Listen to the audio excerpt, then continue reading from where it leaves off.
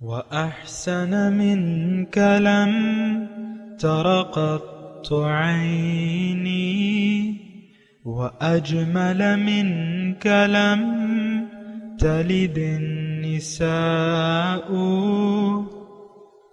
خلقت مبرأ من كل عيب خلقت مبرأ من كل عيب كأنك قد خلقت كما تشاء كتاب أنزلناه إليك مبارك ليدبروا آياته وليتذكر أولو الألباب۔ یہ کتاب برکت والی ہے جسے ہم نے آپ کی طرف نازل فرمایا ہے تاکہ دانش مند لوگ اس کی آیتوں میں غور و فکر کریں اور نصیحت حاصل کریں۔ اللہم صلی علی سیدنا محمد وعلی آل سیدنا محمد بعدد کل ذرۃ مئۃ الف الف مرۃ۔ سامعین و ناظرین اکرام، السلام علیکم ورحمۃ اللہ وبرکاتہ۔ سامعین اکرام، سورہ حامیم السجدہ آیت نمبر 44 حصہ اول۔ آج کا موضوع، کیا ہم نے قرآن سے رخ پھیر لیا ہے؟ اس کے ساتھ آج کے سبق کا آغاز کرتے ہیں۔ سب سے پہلے گزشتہ سبق کا اعادہ ہوگا۔ ما يقال لك إلا ما قد قيل للرسل من قبلك إن ربك لذو مغفرة وذو عقاب أليم۔ اے حبیب، جو آپ سے کہی جاتی ہیں یہ وہی باتیں ہیں جو آپ سے پہلے رسولوں سے کہی جا چکی ہیں، بے شک آپ کا رب ضرور معافی والا بھی ہے اور دردناک سزا دینے والا بھی ہے۔ سامعین اکرام، سورہ حامیم السجدہ آیت نمبر 44، لفظی ترجمہ: وَلَوْ جَعَلْنَاهُ قُرْآنًا أَعْجَمِيًّا، اگر ہم بنا دیتے کہ قرآن کو اعجمین، عجبی یعنی غیر عربی زبان میں، لقالوا، وہ یہ کہتے، لولا فصلت آیاتہ، کیوں بیان نہیں گئیں اس کی آیاتیں صاف صاف۔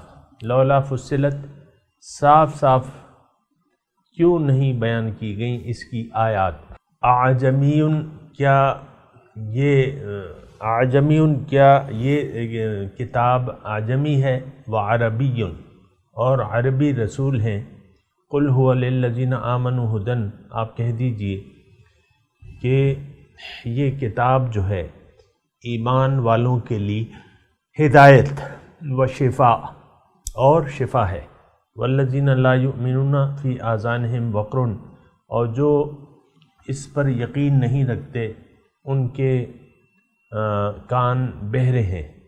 وقرن، گرانی ہے ان کے کانوں میں۔ وہم علیہم عمی، اور گویا ان کے حق میں یہ نابینائی ہے۔ اولئک ینادون من مکان بعید، وہ لوگ گویا کہ دور جگہ سے پکارے جا رہے ہیں۔ سامعین اکرام، ایک آج کی جو آیت ہے تو یہ جہاں اور اعتراضات تھے مشرکین مکہ کے، وہاں ان میں ایک اعتراض یہ بھی تھا کہ یہ تو عربی رسول ہے، اور یعنی یہ اس رسول کی زبان جو ہے عربی ہے، اور اگر یہ اللہ تعالیٰ کی طرف سے ہوتی تو ہم تب مانتے کہ یہ غیر عربی زبان میں ہوتی۔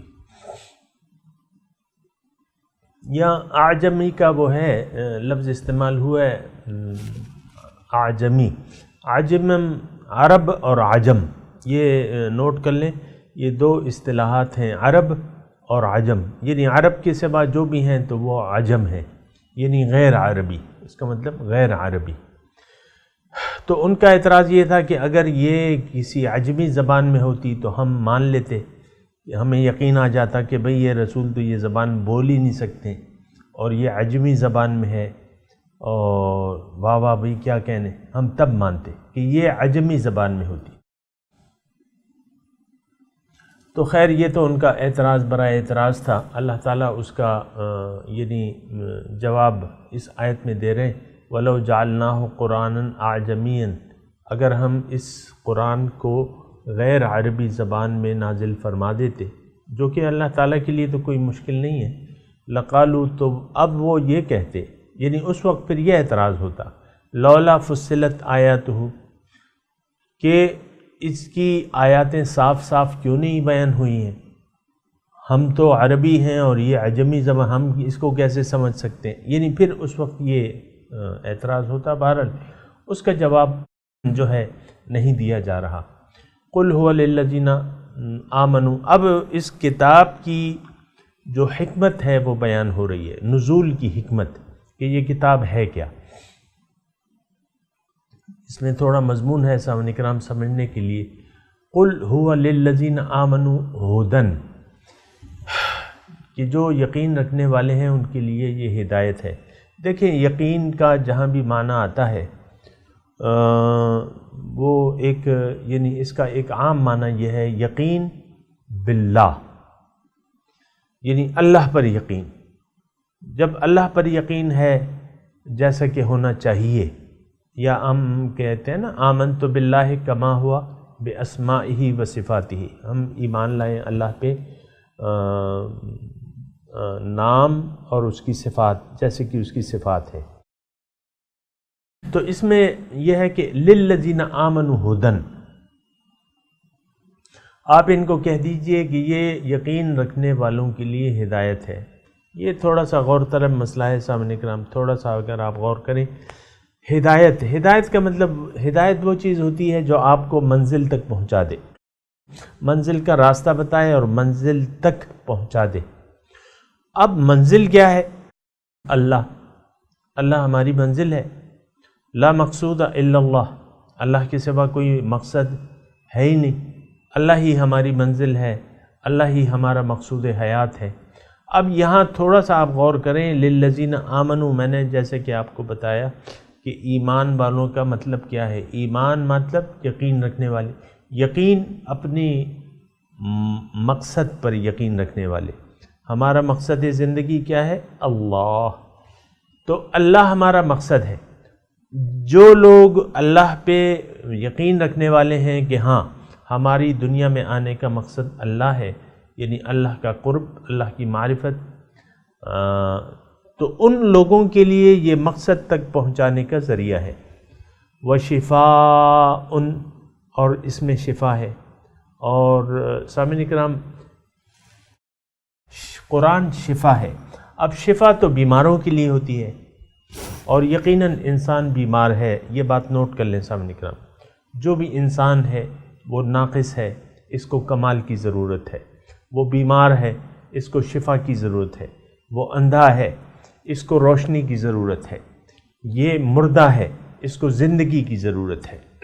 یہ ساری باتیں نوٹ کر لیں، یہ میں وہ تقریری انداز میرا نہیں ہے کہ میں آپ کو ایسا جملہ کہوں کہ بعد میں آپ کہیں سبحان اللہ کیا زور خطابت ہے، ایسا ہرگز نہیں ہے سامنے کا۔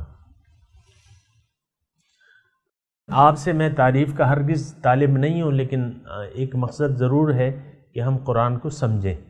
یعنی یہاں دو چیزیں بیان ہو رہی ہیں سامنے کرام، اور افسوس سے یہ کہنا پڑتا ہے کہ ان دونوں قرآن کے ان دونوں مقاصد سے ہم غافل ہیں۔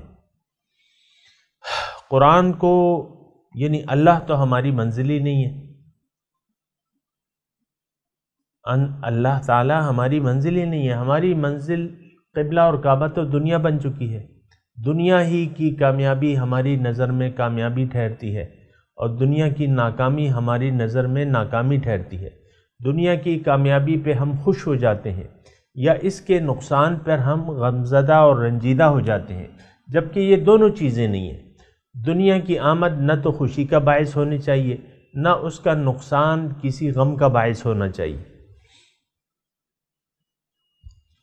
یہ بات بالکل نوٹ کر لیں سامنے کرنا. اور ہم تو عام طور پہ خوشیاں مناتے ہیں اور خوش ہوتے ہیں، خوشیاں مناتے ہیں. دنیاوی جو نعمتیں ہیں جو ہمیں حاصل ہوتی ہیں، مثال کے طور پہ آپ کی شادی ہے، ٹھیک ہے، شادی ہے تو اس کو ایک خوشی کا آپ ذریعہ بناتے ہیں، ڈھول ڈھمکا اور یہ اور وہ. آپ دیکھیں کتنی آپ وہ کہتے ہیں نا، یعنی وہ پھر رسمیں آپ نے بنا لی ہیں، مختلف رسمیں ہیں، اور پھر سارا کچھ جو ہوتا ہے وہ آپ کو معلوم ہے. تو شادی ہماری خوشی کا ایک ذریعہ ہے، جبکہ یہ ایک سنت طریقہ ہے، انسان کی ضرورت ہے، بس مناسب یعنی انداز میں اس کو کر دینا چاہیے. اس کا تو میں مخالف نہیں ہوں نا، لیکن میں صرف یہ کہہ رہا ہوں کہ دنیا کی چیزوں کو ہم نے خوشی کا ذریعہ بنا لیا ہے. اچھا، پھر شادی کے بعد پھر بچہ آپ کے گھر میں بیٹا پیدا ہو گیا، تو یہ ایک اور جو ہے وہ خوشی کا آپ ایک ذریعہ بنا لیتے ہیں. اولاد ہے، اللہ تعالیٰ جس کو چاہے دے دیتا ہے، جس کو چاہے نہیں دیتا. آپ اولاد کے پیچھے، شادی کے پیچھے جو ہے وہ اولاد پہ نظر جما لیتے ہیں، پوچھتے ہیں، لوگ پوچھتے ہیں کہ بھئی کچھ ہوا نہیں ہوا، سال ہو گیا، 2 سال ہو گیا، پھر وہ فکریں لاحق ہو جاتی ہیں. بہرحال آپ دیکھیں نا، یہ اولاد ایک نعمت تو ہے، لیکن یہ ہے کہ اس کے پیچھے پڑ جانا وہ تو اللہ تعالیٰ کی تقسیم ہے. لیکن آپ نے بس اس کی بھی خوشیاں منا لی، یعنی خوشیاں منانا شروع کر دیں. بیٹا ہوا ہے، بیٹی کی پیدائش پہ آپ اتنی خوشی نہیں مناتے جتنا کہ آپ پھر ویسے یعنی بیٹے نے تعلیم مکمل کر لی مثال کے طور پہ، تو وہ ٹوپیاں جو اچھالی جاتی ہیں یونیورسٹی کے کانوکیشن میں، وہ آپ کو معلوم ہے ماں باپ جو ہیں ضروری سمجھتے ہیں کہ اس تقریب میں شرکت کریں اور جاتے ہیں لوگ. میں یہ نہیں کہہ رہا کہ نہیں جانا چاہیے، لیکن میں صرف یہ کہہ رہا ہوں کہ آپ نے صرف دنیا ہی کی چیزوں کو خوشی کا ذریعہ بنا لیا ہے، اور جو خوشی کی اصل نعمتیں ہیں ان پہ آپ یعنی ان پہ آپ کی نہ تو توجہ ہے، نہ آپ اس کو کوئی خوشی کا باعث سمجھتے ہیں. ہاں، یہ بہت بڑی، دیکھیں قرآن بہت بڑی نعمت ہے اللہ تعالیٰ کی. قرآن میں اللہ تعالیٰ نے فرمایا کہ قُلْ بِفَضْلِ اللَّهِ وَبِرَحْمَتِهِ فَبِذَلِكَ فَلْيَفْرَحُوا هُوَ خَيْرٌ مِّمَّا يَجْمَعُونَ. آپ ان سے کہہ دیجئے کہ اللہ کے فضل اور اس کی رحمت، اس پہ چاہیے کہ آپ خوشیاں منائیں. فَبِذَلِكَ خوش ہو جائیں، خوشیاں منائیں. هُوَ خَيْرٌ مِّمَّا يَجْمَعُونَ، اور یہ بہتر ہے جو یہ جمع کرتے ہیں، یعنی ظاہری چیزوں سے زیادہ یہ اللہ تعالیٰ کا جو فضل ہے، اس کی نعمت ہے، اس پہ خوشیاں منانی چاہیے. اب میں آپ کو یہ کہہ رہا ہوں نا کہ قرآن کی نعمت ہمارے درمیان موجود ہے الحمدللہ، لیکن اس پر کوئی خوشی کے آثار نہیں ہوتے ہمارے. قرآن کو سیکھنا جو ہے ایک بہت بڑی، یعنی سیکھنے کی اللہ تعالیٰ جس کو توفیق دے دے، سکھانے کی توفیق دے دے، یہ بہت بڑی نعمتیں ہیں. اس پہ ہم خوشی کا اظہار ہی نہیں کرتے. اور ابھی میں دوسرا پارہ شروع ہونے والا ہے 25واں اللہ تعالیٰ کے فضل و کرم سے. تو میں کبھی کہتا ہوں کبھی نہیں کہتا آپ کو، لیکن یہ ہے کہ قرآن کے ایک پارے کی تکمیل آپ کر لیں تو ظاہر ہے کہ اس پہ آپ کو خوش ہونا چاہیے کہ اللہ تعالیٰ نے ہمیں توفیق دی. میں بھی اپنے طور پہ خوشی مناتا ہوں، آپ کو بھی منانا چاہیے، اور کچھ نہ کچھ خوشی کا اظہار کرنا چاہیے. تو قرآن ہے اللہ تعالیٰ کی نعمت، بہت بڑی نعمت ہے، بہت بڑی نعمت ہے. یہ تو آپ کو ہدن، یہ ہدایت ہے اور شفا ہے. پر میں پہلے نعمتوں کا تذکرہ کر رہا ہوں نا. پھر حضور صلی اللہ علیہ وسلم کی ذات ہے، ذات مبارکہ جو ہم میں موجود ہے، جو ہمارے درود ان تک پہنچائے جاتے ہیں، ہمارے اعمال ان کے سامنے پیش کیے جاتے ہیں. یہ اس پہ تو کسی کا اتفاق نہیں ہے، مطلب سب کا اتفاق ہے، معاذ اللہ سب کا اتفاق ہے کہ حضور صلی اللہ علیہ وسلم اپنی قبر انور میں زندہ ہیں جسمانی حیات سے. اور وہاں بھی جو لوگ یہاں سے درود بھیجنے میں جن کو یقین نہیں آتا کہ ہمارا درود وہ سنتے ہیں براہ راست، تو وہاں جا کے تو آپ براہ راست پیش کرتے ہیں، وہاں جا کے یعنی سب کا اس پہ اتفاق ہے کہ حضور صلی اللہ علیہ وسلم ہم میں موجود ہے یقیناً. تو ان کی تعلیمات ہیں، ان کی نبوت کا دور ہے یہ سامنے کرام. حضور صلی اللہ علیہ وسلم کی نبوت کا دور تا قیامت جاری و ساری رہے گا، انہی کی شریعت چل رہی ہے، انہی کے اسوہ حسنہ ہے، اس کی پیروی ہے۔ تو حضور صلی اللہ علیہ وسلم کی ذات جو ہمارے رسول ہیں، پیارے رسول ہیں، اور ہمارے لیے ہمارے رہبر ہیں، ہمارے مرشد اعظم ہیں، یعنی سب سے بڑے مرشد ہیں۔ یہ جو ہم نے لوکلی مرشد اپنے بنائے ہوئے ہیں، یہ تو ان تک یعنی ان کی تعلیمات کو سمجھنے کے لیے، اور مرشد حقیقی اور مرشد اعظم جو ہیں وہ ہمارے مخلوقات میں حضور صلی اللہ علیہ وسلم، محمد پیر منس در راہ دین۔ عربی کا ایک شعر ہے، مجھے پورا یاد نہیں ہے، لیکن اس کا جو ایک جملہ ہے مجھے یاد ہے۔ ہمارے شیخ اکثر یہ سناتے تھے، ہمیں پڑھتے تھے کہ محمد ہمارے پیر ہیں، اصل پیر جو ہیں جن کی ہم نے پیروی کرنی ہے وہ محمد صلی اللہ علیہ وسلم کی ذات ہے، در راہ دین۔ محمد پیر منست در راہ دین، محمد ہمارے پیر ہیں صلی اللہ علیہ وسلم، اصل پیر ہمارے وہ ہیں، پیروی اصل میں ان کی ہے، اور بندگی اصل میں اللہ کی ہے، اور بندگی کا طریقہ حضور صلی اللہ علیہ وسلم نے ہمیں فرمایا ہے، اور وہ ہمارے لیے اصل نمونہ ہے۔ وَلَكُمْ فِي رَسُولِ اللَّهِ أُسْوَةٌ حَسَنَةٌ لِمَنْ كَانَ يَرْجُو اللَّهَ وَالْيَوْمَ الْآخِرَ وَذَكَرَ اللَّهَ كَثِيرًا۔ بہرحال میں آپ کو تذکرہ کر رہا تھا کہ یہ جو نعمتیں ہیں، ہم نے تو باطنی نعمتوں کو بھلا کے اور جو ظاہری نعمتیں ہیں اس پہ ہم نے توجہ مرکوز کر لی ہے۔ مکان بن گیا، آپ نے دیگیں چڑھانا شروع کر دی کہ بھئی آؤ، آپ بیماری سے صحت یاب ہو گئے۔ پہلے وہ ہم سنتے تھے نا بچپن میں، غسل صحت، غسل صحت منایا جاتا تھا، سب کو بلایا جاتا تھا اور غسل صحت کیا جاتا تھا کہ بھئی اب یہ صحت یاب ہو گئے۔ وہ مطلب جسمانی بیماریوں کی وہ اس کو بھی آپ نے بیماریوں سے شفا اللہ تعالیٰ نے دے دی، اس کو بھی آپ نے خوشی کا۔ بھئی یہ چھوٹی چھوٹی خوشیاں جو ہیں، عام طور پہ کبھی شوہر بیوی سے کہتا ہے بھئی دل نہ رنجیدہ کیا کرو، چھوٹی چھوٹی خوشیوں سے خوش ہو جایا کرو، یا بیوی بعض اوقات شوہر کو کہتی ہے یہ کیا آپ پڑے رہتے ہیں فکروں میں، بس یہ چھوٹی چھوٹی خوشیاں ہیں، یہ نواسا ہے آپ کا، یہ پوتا ہے، یہ پوتی ہے، ان سے کھیلا کریں۔ تو یہ یعنی آپ دیکھیں نا، ہمارا جو طرز حیات ہے یا جو زندگی گزارنے کا جو تصور ہے وہ کس قدر عامیانہ ہے، اور کتنے ہم میٹیریلسٹ بن گئے ہیں۔ تمام خوشیوں کا محور جو ہے ہم نے بنا لیا ہے دنیا کو، ایسا نہیں ہونا چاہیے۔ یہ جو ہم آیت پڑھ رہے ہیں قُلْ هُوَ لِلَّذِينَ آمَنُوا هُدًى وَشِفَاء، آپ کہہ دیجئے کہ یہ تو ایمان والوں کے لیے ہدایت ہے اور شفا ہے۔ اور میں آپ سے یہ کہہ رہا تھا کہ افسوس کی بات یہ ہے کہ ہم نے ان دونوں چیزوں سے منہ موڑ لیا ہے۔ قرآن سے نہ تو ہم ہدایت کے طالب ہیں، آپ دیکھیں یہ بنیادی ضرورت ہے ہماری۔ تھوڑا سا آپ یعنی میرے کہنے کے جو درد ہے اس کو تو سمجھے نا، میں کہہ رہا ہوں قرآن میں ہماری تمام ہدایت جو ہے مجمل اور مفصل وہ قرآن میں موجود ہے۔ قرآن ہمیں ہدایت تک مقصد تک پہنچنے کا راستہ بتاتی ہے، اور قرآن کو اگر ہم اپنا یعنی سفر بنا لیں گے، یا یعنی قرآن کے راستے کو اگر ہم اپنا لیں گے تو یہ ہمیں اللہ تعالیٰ تک پہنچا دے گی۔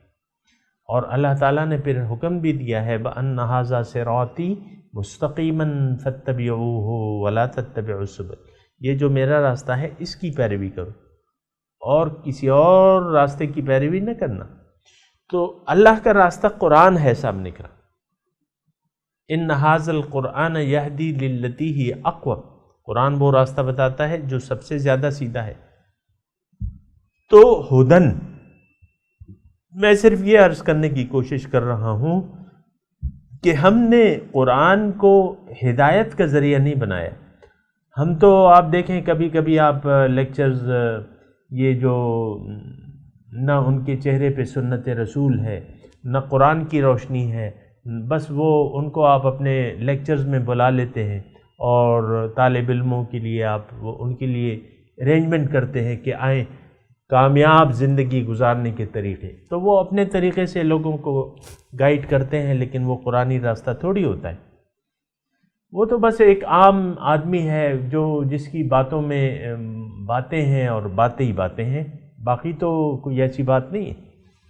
ٹھیک ہے، باتیں فلسفیانہ ہوں گی، لیکن قرآن کی بات تو الگ بات ہوتی ہے نا سامعین کرام، کہ ٹو دی پوائنٹ آپ قرآن کی بات کریں۔ تو قرآن ہدایت ہے، اور آپ دیکھ لیں کہ ہم نے اس ہدایت سے کس طریقے سے، شرمناک طریقے سے اس ہدایت سے منہ موڑ لیا ہے۔ اور اس کی وجہ کیا ہے؟ اس کی وجہ یہ ہے سامعین کرام کہ اللہ ہماری منزل نہیں ہے۔ بہت درد سے یہ کہنا پڑتا ہے، اللہ ہماری منزل نہیں ہے، ہماری منزل تو دنیا بن گئی ہے۔ پھر دنیاوی لوگوں کے مٹیریل، ایک یہ لفظ ہے نا مادہ پرستی، مادہ پرستی کے دلدل میں ہم بری طرح پھنس گئے۔ دنیا کے علاوہ کوئی اور سوچ ہی نہیں ہے عام طور پہ سامعین کرام۔ آپ دیکھ لیں، چاہے وہ ایک ریری بان ہو، چاہے وہ ملک کا وزیر اعظم ہی کیوں نہ ہو، چلے مان لیا تھوڑی دیر کے لیے، حالانکہ یہ بھی کہ بھئی ایک غریب آدمی ہے، اس کے پاس شام کو کھانے کے لیے پیسے نہیں ہیں، تو اس کی سوچوں کا محور تو دنیا ہی ہوگا۔ اب جو وزیر اعظم صاحب ہیں، صدر صاحب ہیں، جو آرمی چیف ہیں آپ کے، جو بھی ہیں بڑے بڑے عہدے، وہ بھی بس یہی آپ باتیں سنیں، مادہ پرستی کی باتیں ہیں۔ یہ 2018 میں ابھی الیکشن ابھی نہیں ہوئی ہیں، سارا جو ہے بس وہ ترتیب جو ہے، ساری باتیں بڑے بڑے لوگوں، جو آپ کہتے ہیں بڑے، میں نہیں کہتا، بڑا اللہ ہے، اور ان کی آپ باتیں سنیں، سارا مادہ پرستی ہے، سارا 1 to Z A to Z جو ہے وہ مادہ پرستی کی باتیں ہیں۔ یہ کر دیں گے، وہ کر دیں گے، وہ کر دیں گے۔ یہ بالکل واضح ہے، آپ کے سامنے میں بھی واضح ہونا چاہیے کہ ہمارے لیڈر ہمیں کون سی جہنم میں دھکیلنے کے لیے جا رہے ہیں، اور ہم نے خود اپنے لیے جہنم پسند کر لی ہے۔ اگر آپ برا نہ مانیں تو میں یہ کہوں گا کہ ہم نے شعوری یا غیر شعوری طور پہ، شعوری طور پہ تو کوئی نہیں کرتا، لیکن چونکہ جنت پر یقین ہے نہ دوزخ پر یقین ہے،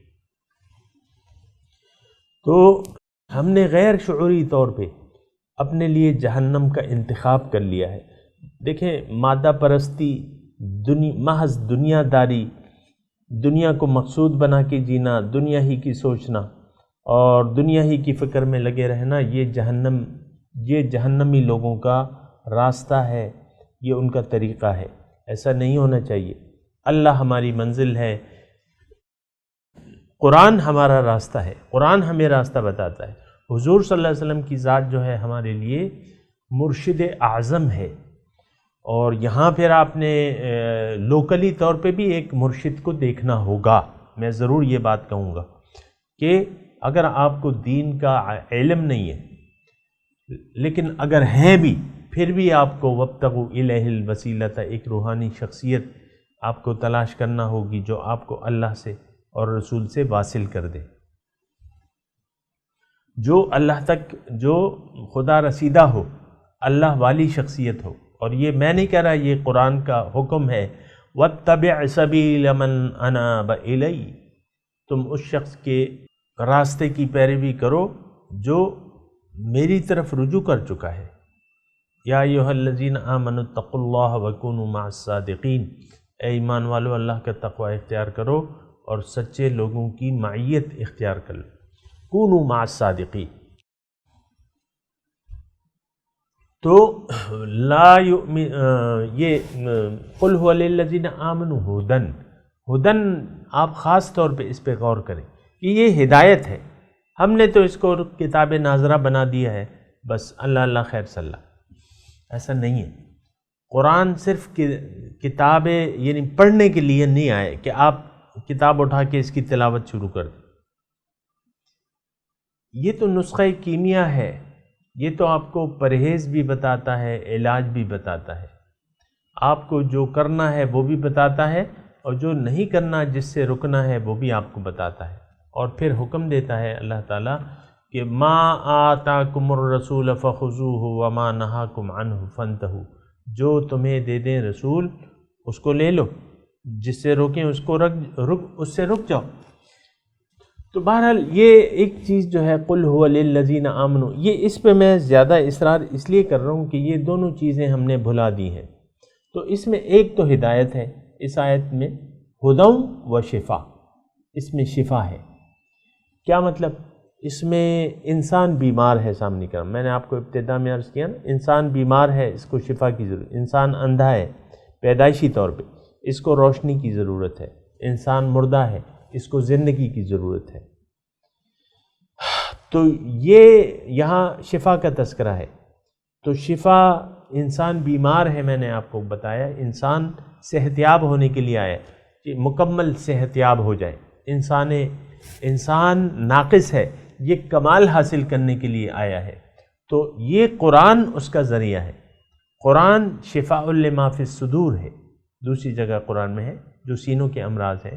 آپ میں یعنی انسان میں بہت سے امراض ہوتے ہیں، شہوت ہے، غضب ہے، کبر ہے، کینہ ہے، بغض ہے، حسد ہے، لالچ ہے، یہ ساری کمزوری ہم میں موجود ہیں۔ لیکن بعض صفات یعنی بہت سی اس میں صفات ایسی ہیں جو اچھی ہیں، یعنی یہی اخلاق رذیلہ میں سے، جس کو ہم اخلاق رذیلہ کہتے ہیں ابتدائی طور پہ، لیکن انہی کی آپ اصلاح کر لیں تو یہ اخلاق حمیدہ بن جاتی ہیں۔ غصہ ہے، ہونا چاہیے، لالچ ہے، ہونی چاہیے، مفاد پرستی ہے، ہونی چاہیے، حرص ہے، ہونا چاہیے، بغض ہے، نفرت ہے، ہونا چاہیے، لیکن اس کے پھر اپنے مواقع ہیں سامنے کرام۔ صرف یعنی ایک جو صفت ہے، میں آپ کو کہہ رہا ہوں کہ وہ کبر ہے۔ یہ کبر جو ہے، یہ خالص جو ہے، یہ نہیں ہونی چاہیے، اس کی کوئی یعنی گنجائش نہیں ہے۔ اللہ کو عاجزی پسند ہے، بڑا اللہ ہے، اللہ اکبر، بڑائی اللہ کے لیے، العظمت للہ۔ تو باقی صفات جو ہیں اگر آپ دیکھیں تو یہ آپ اس کو اخلاق محمودہ میں بدل سکتے ہیں۔ لالچ آپ کریں جنت کی، غصہ ہو آپ کا کافروں پہ، منافقوں، وغلظ علیہم، غصہ ہو، بغض رکھیں، نفرت کریں، جو اللہ کے احکامات سے انکار کرتے ہیں اس سے بغض رکھیں، مفاد پرستی رکھیں، اچھے لوگوں سے، ان سے تعلق بڑھائیں، ان سے فائدے کا سوچیں، حریص بن جائیں، ان سے فائدے کی حرص کریں۔ یہ ساری یعنی اس میں جو بھی ہم میں صفات ہیں، ماں سوا میرے خیال سے اس وقت میری ایک ہی وہ آ رہی ہے، کبر کی جو صفت ہے۔ یہ کبر جو ہے، یہ انانیت، یہ آپ کو ختم کرنی ہے، کیونکہ بڑائی صرف اللہ کے لیے ہے۔ بہرحال شفا ہے اس میں، قرآن میں شفا ہے۔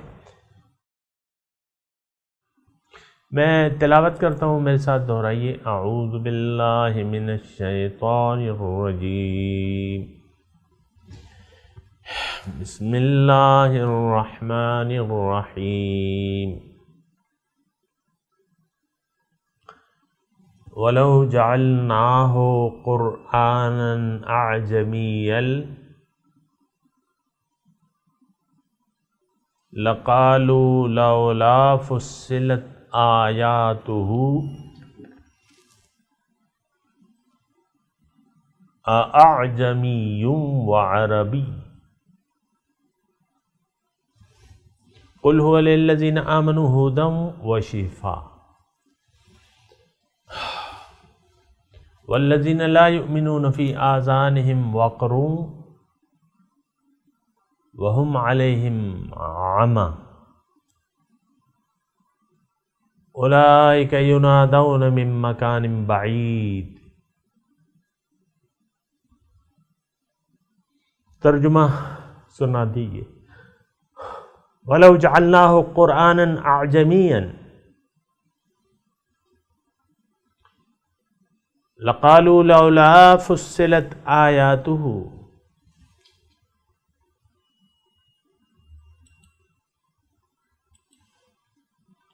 أَعْجَمِيٌّ وَعَرَبِيٌّ قُلْ هُوَ اچھا وَلَوْ جَعَلْنَاهُ قُرْآنًا أَعْجَمِيًّا، اگر ہم اس کو عجمی قرآن بنا کر بھیجتے، لقالو تو یہ لوگ کہتے، لولا فصلت آیاتہ، کیوں نہ اس کی آیات کھول کے بیان کی گئیں، اعجمی و عربی، کیا عجیب بات ہے کہ کلام عجمی ہے اور مخاطب عربی۔ قل هو للذین آمنوا ھدی و شفاء، آپ کہہ دیجئے یہ قرآن یقین رکھنے والوں کے لیے ہدایت ہے اور شفا ہے۔ والذین لا یؤمنون فی آذانہم وقر، اور جو لوگ ایمان نہیں لاتے ان کے کانوں کی ڈاٹ، وہو علیہم عمی، اور آنکھوں کی پٹی ہے۔ اولئک ینادون من مکان بعید، ان کا حال تو ایسا ہے جیسے ان کو دور سے پکارا جا رہا ہو۔ اب ان آیات کی تلاوت اور ترجمہ سنتے ہیں۔ وَلَوْ جَعَلْنَاهُ قُرْآنًا أَعْجَمِيًّا لَقَالُوا لَوْلَا فُصِّلَتْ آيَاتُهُ أَعْجَمِيٌّ وَعَرَبِيٌّ قُلْ هُوَ لِلَّذِينَ آمَنُوا هُدًى وَشِفَاءٌ وَالَّذِينَ لَا يُؤْمِنُونَ فِي آذَانِهِمْ وَقْرٌ وَهُوَ عَلَيْهِمْ عَمًى أُولَئِكَ يُنَادَوْنَ مِن مَّكَانٍ بَعِيدٍ. Had we made it a Quran in a foreign language, they would have said, if only its verses were made clear, non-Arabic and an Arab say, for those who believe, it is guidance and healing, but as for those who do not believe, there is heaviness in their ears, and it is blindness for them. These are being called from a distant place. سامعین اکرام، اس کے ساتھ ہی آج کے درس کا وقت اختتام کو پہنچا۔ اگلے درس میں انشاءاللہ ملاقات ہوگی۔ وآخر دعوانا ان الحمدللہ رب العالمین، والسلام علیکم ورحمۃ اللہ وبرکاتہ۔